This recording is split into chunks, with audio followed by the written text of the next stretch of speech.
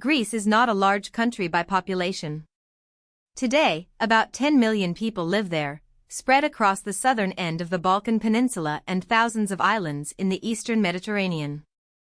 Yet few countries of this size have had such an outsized influence on world history. Greece is officially called the Hellenic Republic, a name that points to the ancient Hellenes, the people whose language, myths, politics, and ideas helped shape much of what later became known as Western civilization. To understand Greece, it is not enough to look at a map and see a modern European state. Greece is a place where geography, memory, religion, empire, war, and tourism all overlap. It is both an ancient idea and a modern country, with a capital city, Athens, that still carries the weight of thousands of years of history. Geography has always been central to the Greek story. Mainland Greece sits at the meeting point of Europe, Asia, and the eastern Mediterranean. Albania lies to the northwest, North Macedonia and Bulgaria to the north, and Turkey to the east, both across land and across the Aegean Sea. To the west is the Ionian Sea. But Greece is not only a mainland country. It includes thousands of islands, from famous destinations like Crete, Rhodes, Corfu, and Santorini to many smaller islands with distinct local identities. This gives Greece the longest coastline in the Mediterranean, a fact that has shaped its economy, culture, and politics for centuries. Mountains divided communities on land, while the sea connected them to distant trade routes. The result was a civilization that often looked outward, sailing, trading, colonizing, and exchanging ideas across the Mediterranean and Black Sea. Ancient Greece was not originally one unified nation. Instead, it was made up of independent city-states, known as polis. Each polis had its own government, army, traditions, and ambitions. Athens became associated with democracy, philosophy, drama, and naval power. Sparta became famous for its military discipline and social organization. Corinth, Thebes, and many others also played major roles. These city-states competed, traded, formed alliances, and fought wars against each other. Their independence encouraged political experimentation, because no single government controlled the entire Greek world. One city might be ruled by aristocrats, another by tyrants, and another by citizens participating directly in decision-making. This fragmented landscape helped produce remarkable creativity, but also constant rivalry. Greece's ancient achievements were born not from calm unity, but from intense competition among small communities sharing language, religion, and cultural identity. The most famous political legacy of ancient Greece is democracy, especially the system developed in Athens. It was not democracy in the modern universal sense. Women, enslaved people, and foreigners were excluded. But for male citizens, Athens created a radical idea: public decisions could be debated and voted on by citizens themselves. This mattered because it introduced a new way of thinking about power. Government was not simply the private property of kings or nobles. It could be discussed, challenged, and organized through civic participation. Alongside politics, Greek thinkers asked questions about ethics, nature, knowledge, and society. Philosophers such as Socrates, Plato, and Aristotle helped establish traditions of reasoning that still influence education, law, science, and political theory. Ancient Greek contributions to mathematics, historiography, literature, theater, and scientific principles became foundations that later civilizations studied, adapted, and argued with. Greek culture did not remain confined to the Greek peninsula. In the 4th century BC, Philip II of Macedon united most of present-day Greece under Macedonian leadership. His son, Alexander the Great, then launched one of history's most extraordinary military campaigns. In just a few years, Alexander conquered a vast area stretching from the Near East to northwestern India. Although his empire fragmented after his death, the consequences lasted for centuries. This period is known as the Hellenistic era, when Greek language, art, architecture, philosophy, and urban culture spread across large parts of the eastern Mediterranean and western Asia. Cities became centers of Greek-influenced learning and administration. Local cultures did not simply disappear, instead, Greek traditions mixed with Egyptian, Persian, Near Eastern, and Central Asian influences. The Hellenistic world turned Greek civilization into an international cultural force. By the 2nd century BC, Greece had been absorbed into the Roman Empire. At first glance, this might seem like the end of Greek independence, but culturally the relationship was more complicated. Rome conquered Greece politically, yet Greek culture deeply influenced Rome.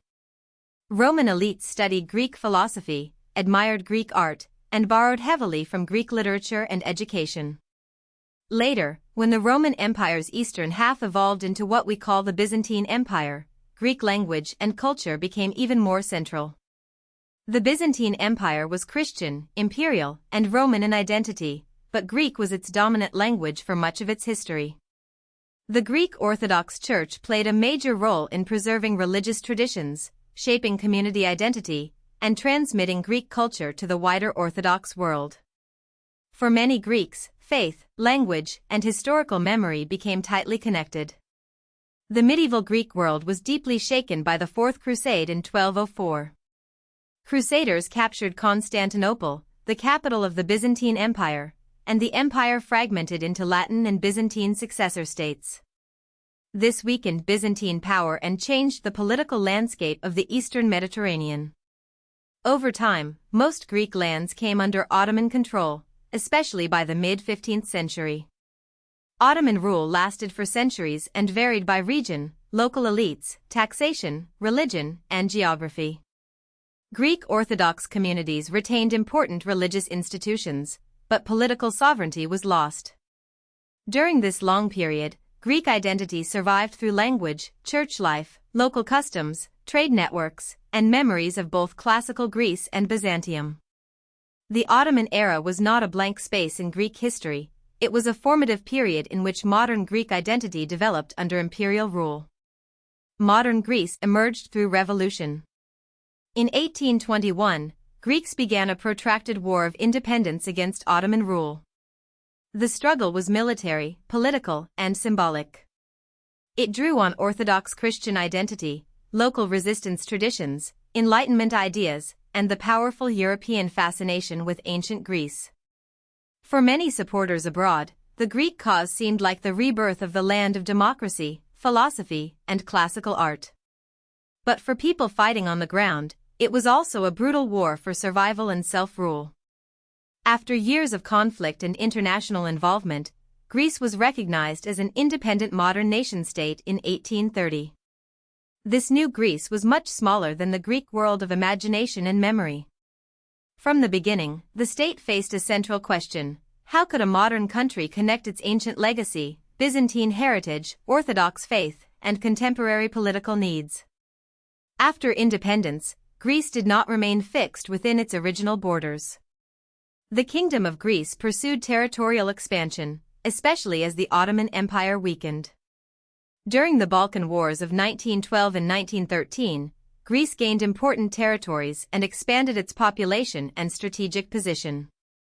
World War I further complicated the region, but the most traumatic turning point came with the Greco-Turkish War, which ended in defeat for Greece in 1922. That defeat was followed by a massive population exchange and the arrival of large numbers of Greek refugees from Turkey. This was not just a diplomatic event, it transformed Greek society, cities, politics, and culture. Refugee resettlement placed enormous pressure on the state, while also enriching modern Greek life through new communities, music, labor, and memory. The dream of uniting all historically Greek lands gave way to the difficult task of building a stable state. The 20th century brought repeated political upheaval. A short-lived republic was established in 1924, but Greece faced civil strife, economic difficulty, and unresolved divisions. In 1936, a royalist dictatorship took power. Then came World War II, when Greece endured military occupation. The suffering of the occupation was followed by the Greek Civil War, a devastating conflict that reflected both domestic divisions and the emerging tensions of the Cold War. Even after the Civil War ended, political instability continued for decades. In 1967, a military dictatorship seized power, ruling until the mid-1970s. The transition to democracy began in 1974, a turning point known as the Metapolitefsi. This period created the foundations of Greece's current parliamentary republic. Modern Greek democracy was therefore not simply inherited from antiquity, it was rebuilt after dictatorship, war, and deep ideological conflict. Economically, Greece experienced remarkable growth after World War II, especially between 1950 and 1973. That period helped transform it into a developed country with an advanced high-income economy and a high standard of living. Two sectors are especially important: shipping and tourism. Greek shipping has long benefited from the country's maritime geography and commercial traditions, making Greece a major player in global sea transport. Tourism, meanwhile, turns Greece's landscapes and history into a major economic engine. Visitors come for beaches, islands, food, archaeological sites, religious monuments, and the image of Mediterranean life. By 2024, Greece was the 9th most visited country in the world. This brings jobs and revenue, but also challenges, including pressure on housing, infrastructure, local environments, and fragile heritage sites. Greece's beauty is economically powerful, but it must also be carefully managed. Greece today is both deeply historic and firmly modern. It joined what is now the European Union in 1981, becoming its 10th member, and it participates in multiple international organizations and forums. Its global image rests partly on a rich historical legacy, visible in its 20 UNESCO World Heritage Sites, from ancient ruins to Byzantine monasteries. But Greece is more than a museum of the past. It is a parliamentary republic with contemporary debates over economics, migration, regional security, energy, tourism, and Europe's future. Its location still matters, just as it did in antiquity, between the Balkans, the Eastern Mediterranean, and the wider world. The enduring significance of Greece lies in this combination. It is a small country with a vast historical shadow, a place where ancient ideas, imperial legacies, modern struggles, and Mediterranean geography continue to meet. If you found this helpful, please like this video and subscribe for more explainers.